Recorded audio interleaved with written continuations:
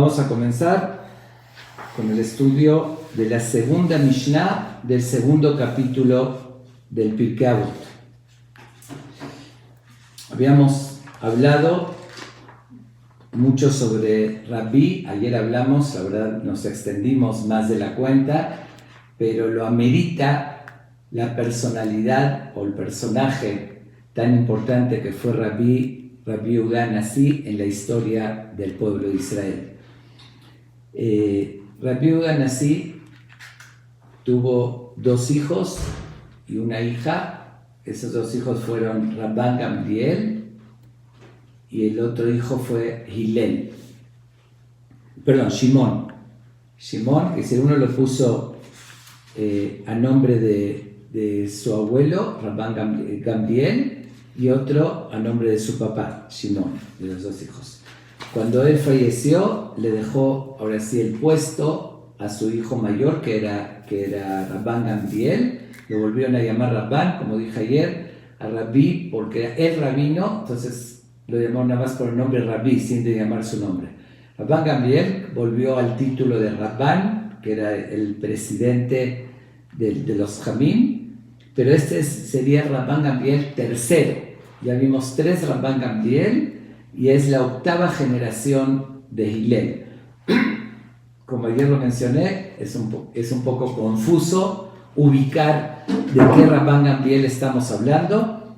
Por eso aquí lo llama Rabban Gamliel Benosh Rabbi Yehuda Nasi. Rabban Gamliel, hijo de Rabbi Yehuda el presidente, para ubicar quién es este Rabban Gamliel, que ya es el tercero. La Mishnah anterior dijo Rabbi Omer, Rabbi decía, y esta dice Rabban Gamliel, hijo de Rabbi Yehuda, que es el que está hablando de una tercera persona. Y sabemos que el mismo Rabbi Yehuda Nasi fue el que ordenó todas estas Mishnayot.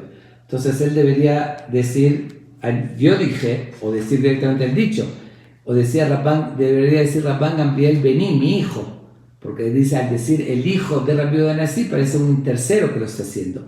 Y efectivamente hay dos opiniones.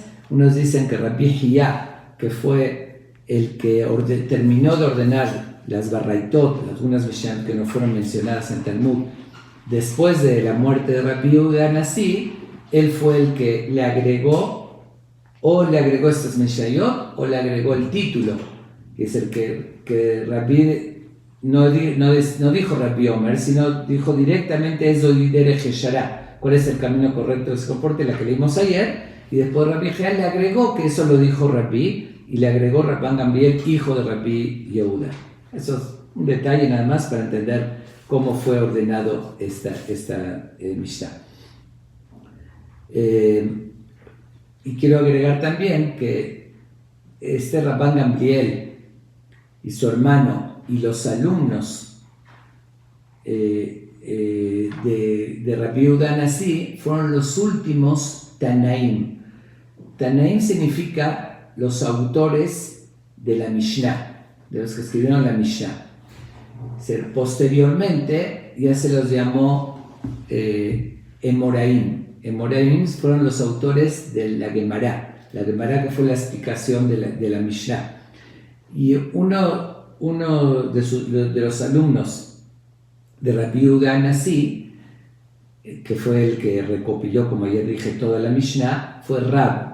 Rab fue otro rabino muy importante, que él fue como el eslabón de conexión entre Tanaim y Emoraim.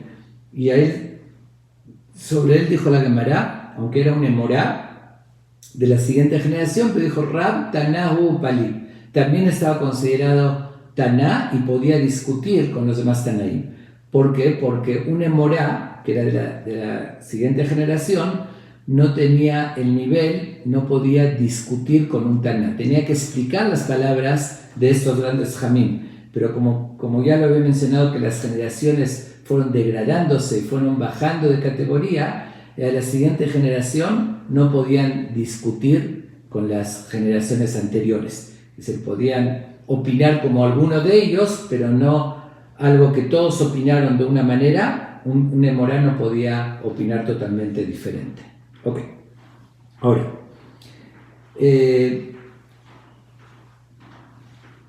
este gran Rabban Gamliel, siguiendo la escuela de sus antepasados, desde Hillel, que fue la octava generación como mencioné, igual mantenía esa visión de que era una persona muy, muy comprensiva,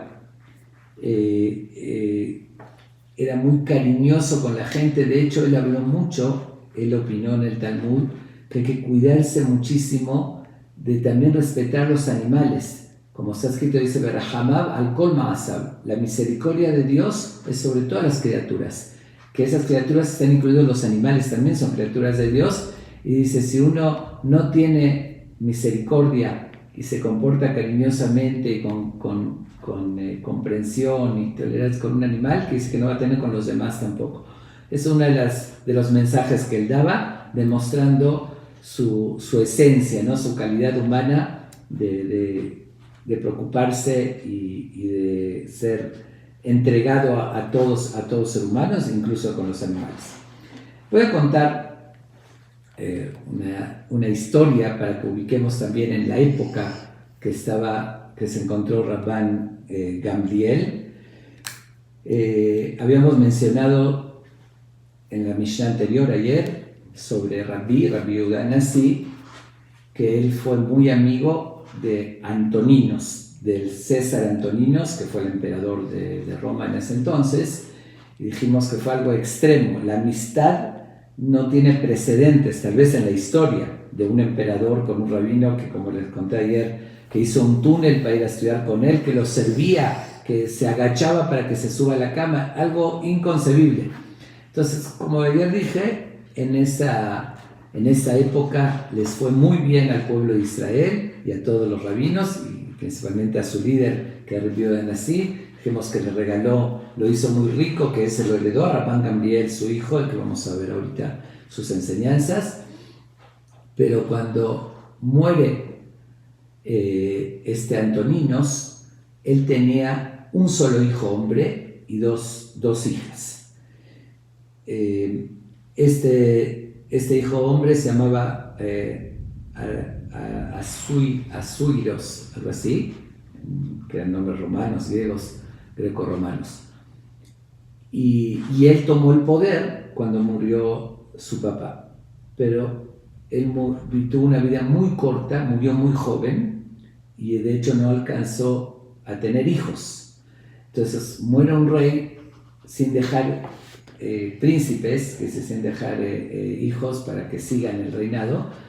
Entonces tomaron el poder sus cuñados. Dice, no se estilaba que sea una reina en ese entonces, aunque hubo, en el pueblo de Israel estuvo la emperatriz que habíamos mencionado, que en lo que él dijo que su hijo crecía, pero en los romanos no se estilaba. Entonces tomaron el poder los dos cuñados o yernos de Antoninos. ¿Por qué? Porque al no ser el hijo, siempre se le daba al hijo mayor, y aquí como no eran hijos, entonces no se podía decidir o definir cuál de los dos yernos iba a tomar el poder. Entonces no les quedó otra, fue por única ocasión que dividieron el imperio, más bien dominaron ellos dos, entre los dos manejaban el imperio romano. Ellos dos, uno se llamaba Marcos Antoninos, que era hijo de Antoninos, pero así le pusieron, y el otro Aurelius. Marcos Antoninos simpatizaba mucho con el pueblo de Israel y con Rabban Gamliel, siguiendo ahora sí a su suegro, esa enseñanza que fue su suegro muy amigo de Rabbi Yehuda Hanassi. Él también apreciaba mucho a Rabban Gamliel y valoraba su sabiduría. Pero Aurelius, lejos de apreciar, era lo opuesto totalmente. Tenía un odio abismal al pueblo de Israel y a Rabban Gamliel en particular. Y era un problema porque Marcos Antoninos quería consultarle y el otro se oponía totalmente, y fue un pleito también entre los dos emperadores, ¿no? que compartían.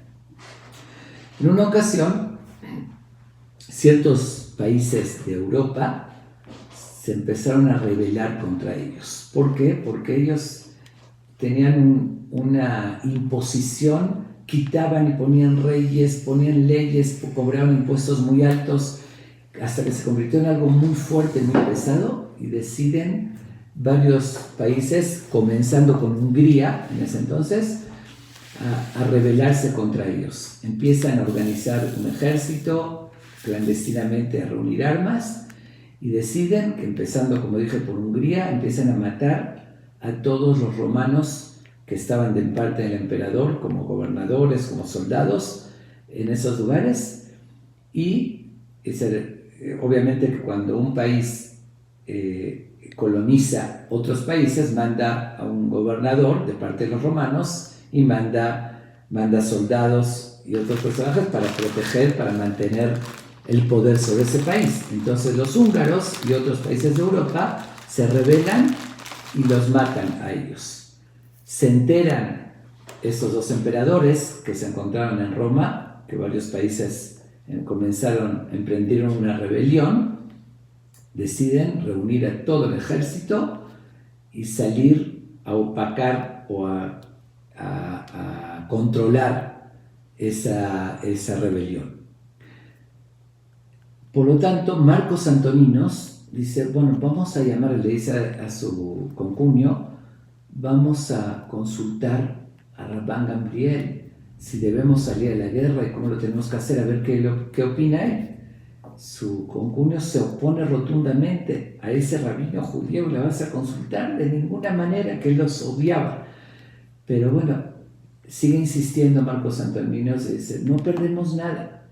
Está bien que lo odias, pero estamos ante una emergencia y no se pierde nada con consultar. Dice, si no le quieres hacer caso, no le hagas caso, pero yo sé que es muy sabio y muy acertado y vamos a nada más a oírlo. Bueno, tanta insistencia lo convenció y lo llama a Rabban Gamliel y le expone lo que está sucediendo, que se rebelaron, que van a ir con el ejército y querían saber qué opina de esta guerra, si creen que la van a ganar o qué consejo les da.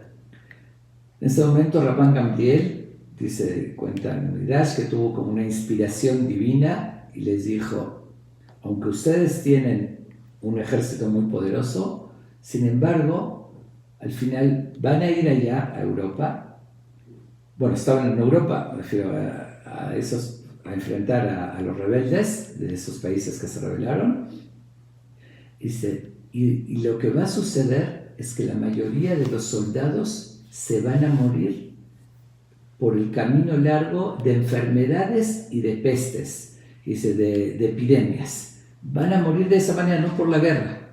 Pero sin embargo, uno de ustedes, que es Marcos Antoninos, con su gente que le va a quedar, aunque van a ser numéricamente muchos muy inferiores, igual va a ganar la guerra y va a regresar con ese mérito que con un grupo de soldados ganó la guerra.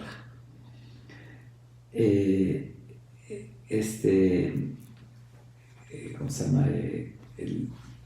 Aurelios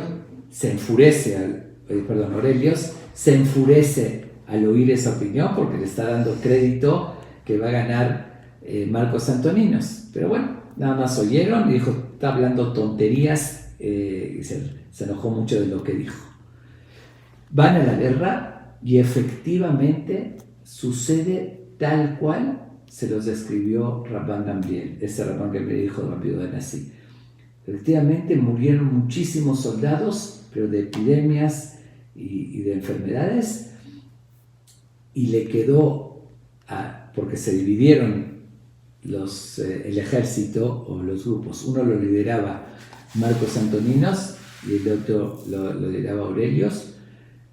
El grupo que le quedó a Marcos Antoninos, ese pequeño ejército, igual venció y pudo quitar la rebelión. Lo único que ya no tuvieron tanto control como antes, nada más le siguieron cobrando impuestos. Regresan y se dieron cuenta que efectivamente tuvo razón lo que dijo Rabban Gamliel. Pero ¿qué sucede? al poco tiempo, otro pueblo de otro lugar, otro país, también se rebela, que eran muy poderosos, se rebelan contra los romanos y deciden de vuelta salir a la guerra. ¿Qué hace Marcos Antoninos? En secreto le consulta a Rabban Gamliel, porque sabía que su concunio lo odiaba muchísimo y la vez pasada se había enojado de lo que él había dicho. Pero ya vieron que así sucedió. Entonces le consulta a Rabban Gamliel vuelve a tener esa visión e inspiración divina y le dice, van a ir a la guerra y la van a ganar de forma absoluta, los dos, ustedes dos. Los dos van a tener esta vez el mérito, pero cuando de regreso, dice, tu concunio, Aurelios, va a tener un accidente que su carroza se va a tropezar con una roca y se va a caer y se va a morir. Y vas a quedarte tú con el poder absoluto. Le gustó mucho lo que oyó Marcos Antoninos de la Mayoría, se lo cayó, no contó nada, y él le dijo, si así sucede, les prometo que voy a ayudarte a ti, al pueblo de Israel, y voy a ser muy generoso con ustedes.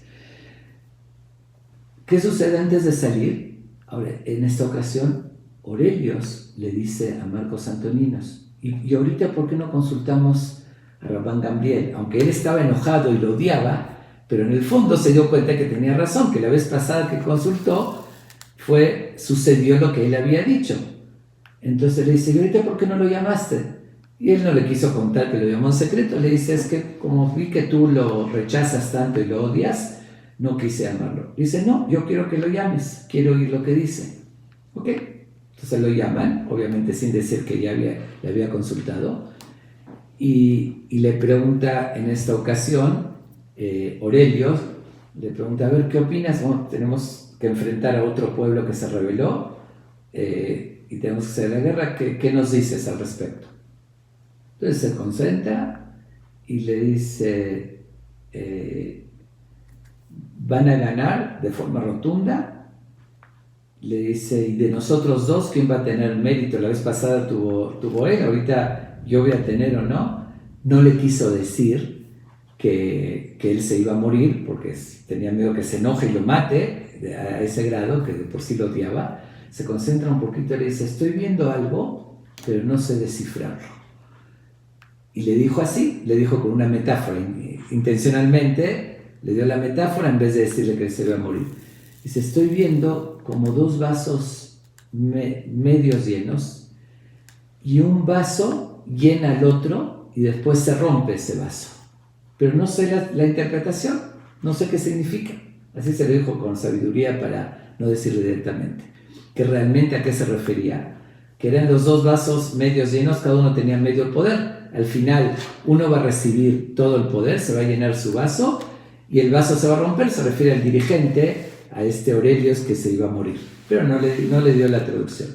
Ok, ya tenían que hacer la guerra y se quedó con esa moraleja o ese enigma que le presentó.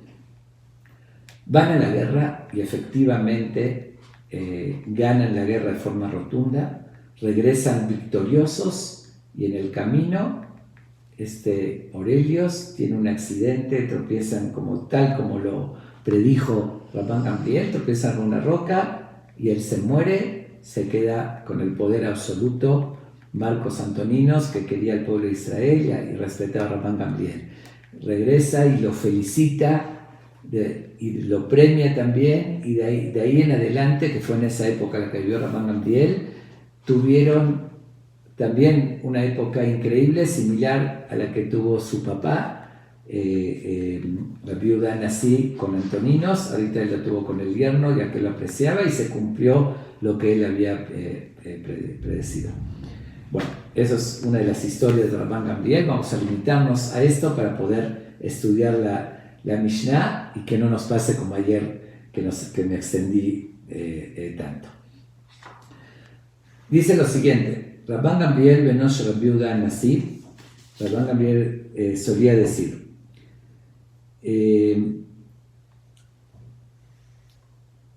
dice, Yafé Talmud Torah im derejeres, sheyegiat shenehem mashkahat avon. Dice, es bonito y correcto el estudio de la Torá con derejeres. Derejeres, que significa el camino, la práctica de la tierra, de la humanidad. La interpretación básica que le dan la mayoría de los caminos de los comentaristas se refiere al trabajo, que es derejeres, la forma, el camino que se comporta la humanidad. La gente tiene que trabajar para vivir. Entonces está diciendo Rabban Gamliel que es importante y bonito anexar que se unan las dos cosas, estudio de Torah con derejeres, con el trabajo.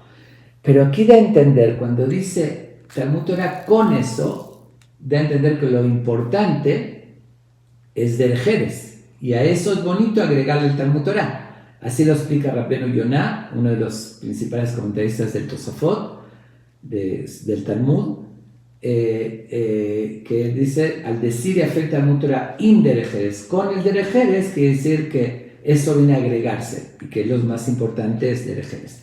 Pero realmente esta explicación llama la atención.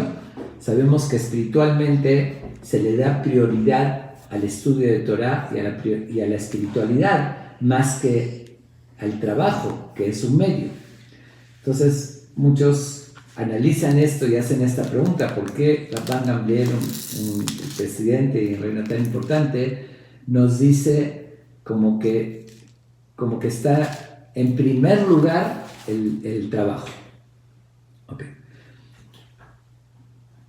Una de las respuestas es que aquí entraría el término derejeres un poquito más amplio, no solamente el trabajo, porque después dice Vejol Torah she'enimá melajá, toda Torah que no tiene acompañado un trabajo, y cambia el término. Primero dijo derejeres y después lo cambió a melajá, que también es trabajo. ¿Por qué no llamó en ambos melajá o en ambos derejeres? Entonces esto da a entender que se refiere a otro tipo.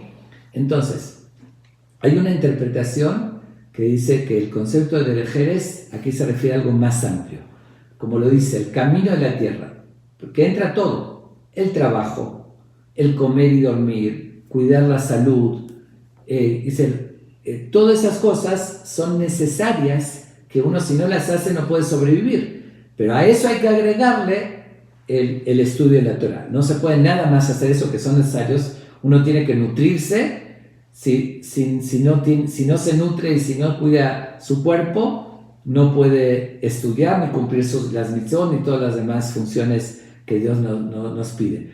Entonces, cuando da un concepto más amplio, dice trabajar, comer, dormir, cuidar su salud, tener los conocimientos básicos, si uno necesita estudiar matemáticas y otras cosas para saber, para poder salir adelante. Entonces se refiere a todo eso, toda esa forma derech eres, el camino que vive la tierra, conocimientos, salud, trabajo, que eso es básico. Entonces dice, por eso dice, a eso hay que agregarle el Talmud Torah, pero por eso lo dice con eso, como dice, todo eso es elemental, sin eso no puede haber todo lo demás. Esa es una respuesta por qué le da más importancia a derejeres.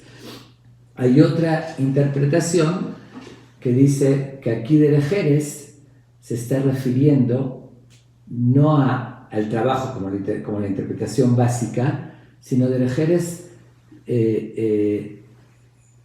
se refiere a la educación y respeto, así como en otro lugar dice derejeres kadma la Torah, que derejeres está antes que la Torah.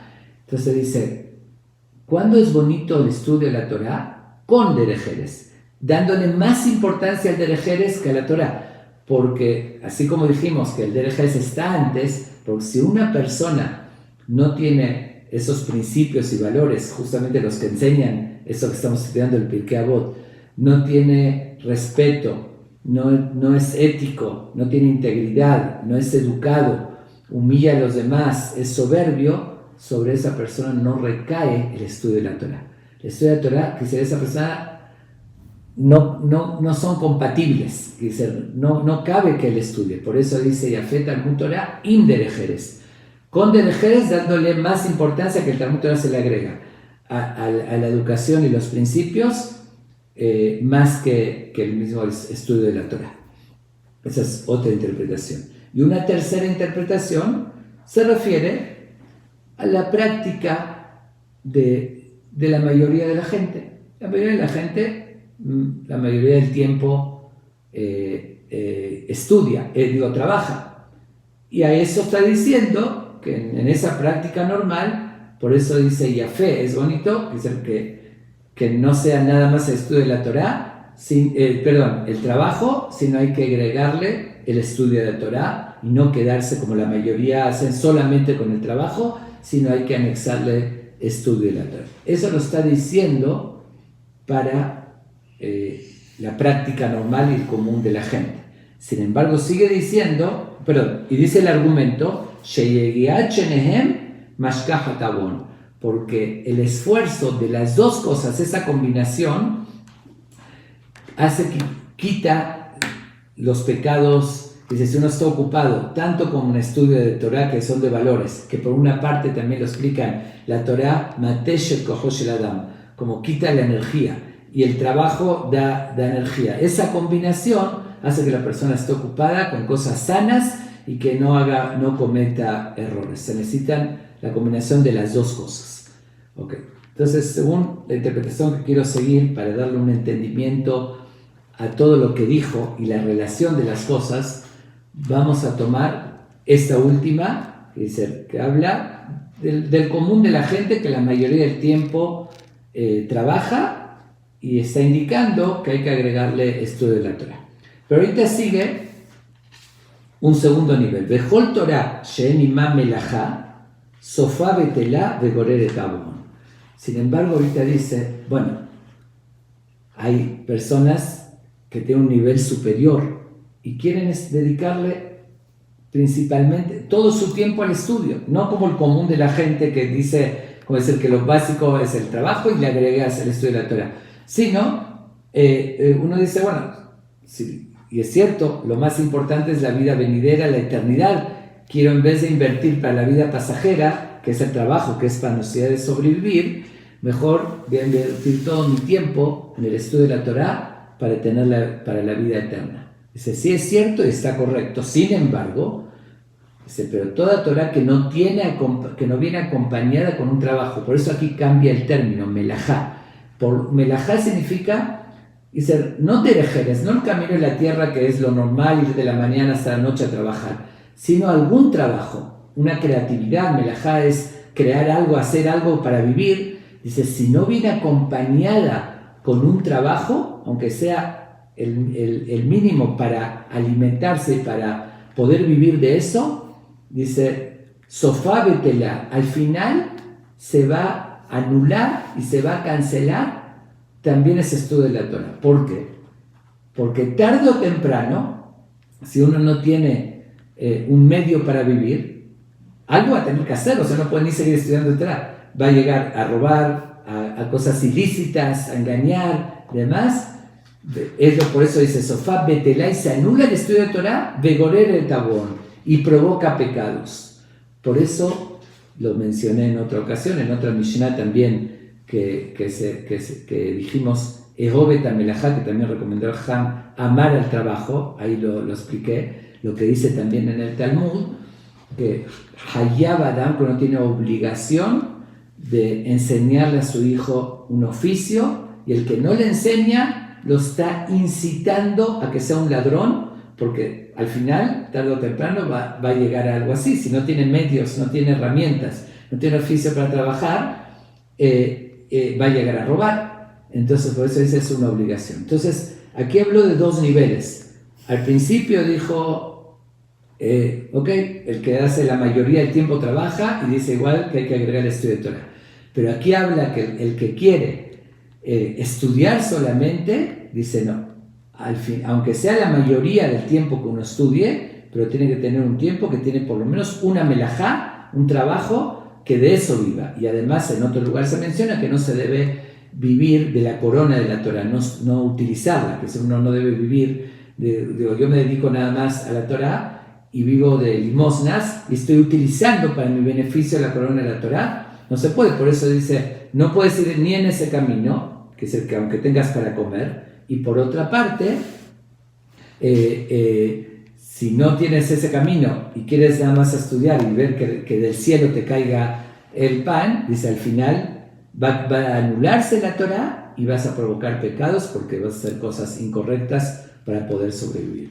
Por otra parte, es conocido la opinión de Rabbi Shimon Bar Yochai. Ahorita nos acercamos al Lag BaOmer, el lunes en la noche, que vamos a recordar a Rabbi Shimon Bar Yochai, que estuvo encerrado, es conocido la historia, 12 años en la cueva, y él opinaba diferente. Él dice, dejo todos los trabajos del mundo y me dedico solamente al estudio de la Torah. Pero Rabbi Ishmael y Rabban Gamliel discutieron con él y dicen que no es así. Y así dice el Talmud. Muchos trataron de hacer como Rabbi Shimon Bar Yochai, veló al Tabiadam, y no lo lograron. Eso era un nivel muy excepcional. Alguien de la categoría de Rabbi Shimon Bar Yochai, que dice que se le presentaba el Yavanaví, que se le pasó un milagro en la cueva, que le salió una fuente de agua, un árbol de algarrobo y sobrevivió 12 años, de un nivel tan elevado que hoy ya no existe eso, tal vez con esa fe tan fuerte pudo sobrevivir de esa manera. Pero nosotros, los comunes de los mortales, o otro Ham que no está a ese nivel, dice, muchos lo intentaron, veló alta vida y no lo lograron. Por eso la conclusión queda, como esa opinión de Rabban Gamliel, que tanto que sea la mayoría del tiempo que trabajas, pero igual dediques tiempo al estudio, o la mayoría del tiempo estudiar, pero tienes que tener un trabajo, de que eso te permita vivir o sobrevivir. Bueno, diríamos que esto aplica para aquella persona que necesita, obviamente, trabajar para vivir, para tener los medios. Pero ¿qué tal una persona que tiene dinero, es rico y no necesita trabajar para vivir? Digamos, él no necesita ocuparse de nada. ¿Por qué hago esta pregunta? Porque sigue diciendo la Mishnah, de repente cambia el tema rotundamente. Dice, está hablando primero, las dos cosas tienen relación. Primero dijo Yafet Talmud Torah Inderejeres, que es bueno el estudio de Torah con el trabajo, y después dice una Torah que no tiene acompañado el trabajo, al final queda nula. Eso se entiende la relación. Pero de repente cambia de tema totalmente y dice, Bejola Amelim y Matzibur, y todos los que se ocupan de la comunidad o del tzibur, que es por los demás, hacer un bien por los demás, y o Amelim Maem Leshem Shamayim, que se ocupen Leshem Shamayim, que es por un ideal, por hacerlo, por la vocación, por lo que Dios nos pide, por hacer el bien. ¿Qué tiene que ver eso con lo anterior? Está hablando ahorita de Torah con el trabajo y que hay obligación de trabajar, y de repente pasa un tema totalmente diferente. Justamente aquí nos viene a responder a una pregunta la que acabo de mencionar. ¿Qué pasa con el rico que no necesita trabajar? Entonces uno diría, bueno, ahí no aplica que dice que el hacer las dos cosas, trabajo con estudio, eso hace quitar los pecados y demás, porque igual él no necesita trabajar. No, sobre esas personas dice, no, igual tiene que ocuparse, que estudie Torah y tenga una ocupación, pero como no necesita tener la ocupación de un oficio para sobrevivir, porque tiene dinero, pero entonces que aporte algo, que igual esté ocupado con un mérito. ¿Cuál sería que él está aconsejando? Dice que haga algo por los demás, que sea un ascan, dice alguien que esté trabajando para la comunidad, puede ser el presidente de la comunidad, puede ser un gabay, puede ser un tesorero, secretario, no importa, pero que haga algo para aportar a los demás. Entonces, igual que se ocupe, porque se necesita también ocuparse uno cierto trabajo. Puede ser trabajo de oficina, que sea un trabajo mental de organizar y hacer, o puede ser trabajo físico cuando uno necesita para sobrevivir, pero tanto el pobre como el rico tienen que trabajar, tienen que combinar. Nada más que el rico tendría esa oportunidad de en vez de solamente trabajar para vivir, trabajar y hacer algo para aportar a los demás, que es un mérito muy grande. Por eso sigue diciendo, cuando uno hace ese trabajo, hay un problema, que se le puede mezclar la búsqueda del poder o de alimentar el ego, la avaricia, el orgullo, la soberbia, el poder. Entonces dice, cuidado, por una parte es muy bueno hacer eso, es un mérito muy grande, pero si ya lo estás haciendo,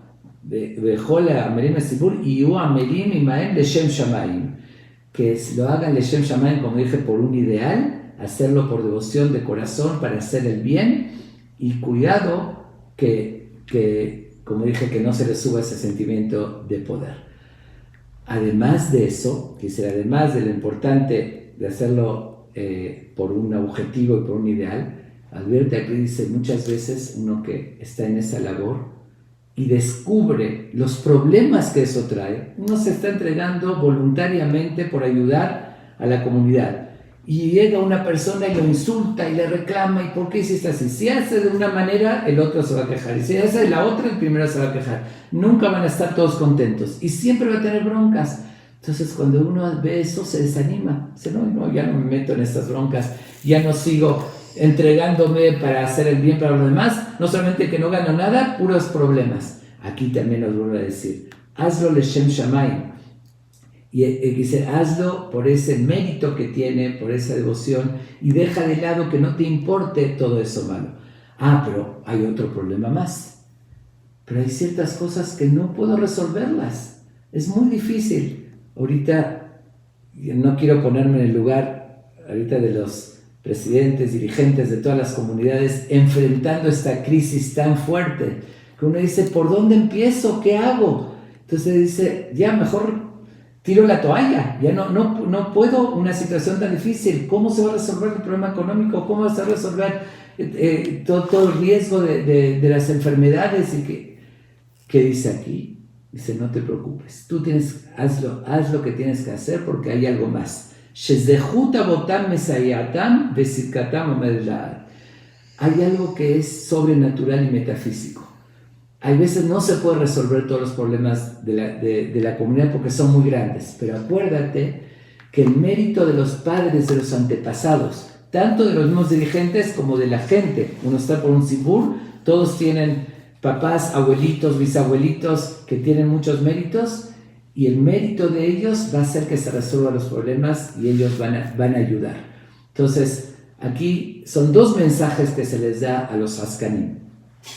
El primero, que aunque veas, tres. Uno, cuidado que no entre el ego, los intereses personales, la búsqueda de poder. Dos, que aunque veas que es muy difícil y que te reclaman y te insultan, siempre hazlo por ese ideal y por saber hacer el bien. Tres, si enfrentas problemas que sientes que va más allá, está más grande de lo que yo puedo resolver, acuérdate que el Sibur siempre tiene mérito de los antepasados y que van a ayudar a resolver. Pero entonces, con esto concluye la Mishnah, Veatem ma'ale ani alechem sahar arbe keilo asitem. Dice, y a ustedes, dice Dios, ma'ale ani alechem, les voy a dar mucha recompensa keilo asitem, como si lo hubiesen logrado por el mérito de ustedes. Como ustedes demostraron la buena voluntad de entregarse desinteresadamente para ayudar a la comunidad, para darle su tiempo por los demás, entonces dice, aunque Dios los ayudó en cosas que eran imposibles de resolver por el mérito de los antepasados, pero como ustedes demostraron esa voluntad, yo les voy a considerar como fue el mérito total de ustedes. No nada más de los antepasados, no de los antepasados, sino solo de ustedes. Y eso se convierte en un mérito muy, muy grande, que por el mérito de uno se resolvieron todos los problemas. Esa es la explicación básica. Bueno, es una interpretación, una forma de entender claramente la Mishnah, porque si no surgen muchas preguntas. Hay otra explicación en esto último del Maimónides, que con esto concluyo, que dice, ¿a qué se refiere? Les cuento mucho mérito como si lo hubiesen hecho. ¿Como si hubiesen hecho qué? El Maimónides dice otra cosa. Cuando una persona se ocupa del tzibur, de la comunidad y demás, son problemas y ocupan mucho tiempo y hay juntas y asuntos que resolver. A veces uno está ocupado en algo tan importante del tzibur y no tiene tiempo, le quita eso el tiempo de hacer otra mitzvah. A veces incluso le toma en el momento del rezo, de minjá o de alguna otra situación que es mitzvah. Dice, por ocuparse el tzibur no pudo hacerlo. Dice Dios, ya se explica el Maimónides, yo les considero a ustedes como si hubiesen hecho todo lo demás, porque esto es más importante que todos. Quedan libres de todas las demás obligaciones. Obviamente hay ciertas obligaciones que es para todos que no, pero de las comunes, porque están haciendo un mérito tan grande y aportando de su tiempo para el tzibur y se está beneficiando toda una comunidad. Por eso dice, mucha recompensa, que hilo asitem, como si hubiesen hecho todos los demás mitzvot por haberse ocupado del tzibur. Y de verdad es uno de los méritos más grandes que puede haber. Yo siempre lo digo y lo reitero, de que el que hace una mitzvah, hizo un rezo, X dio una tzedaká, etcétera, que son méritos muy importantes, pero se lo llama de menudeo. Uno hizo un mérito, pero cuando uno se ocupa de toda la comunidad y hace que salgan adelante, que puedan hacer sus vidas gracias a su ocupación, eso se llama de mayoreo, porque tiene el mérito de todos, porque gracias a él están haciendo todos. Entonces ahí sí se multiplica los méritos. No es lo mismo un minorista que un mayorista. Un mayorista se multiplica la ganancia. Que Hashem de verdad nos ilumine y podamos seguir el camino correcto de dedicar a la vida espiritual, a hacer lo que estamos obligados a hacer. Tenemos que trabajar, tenemos que estudiar, tenemos que hacer méritos, ocuparnos de los demás y vamos a tener la recompensa más grande de esa manera. Muchas gracias.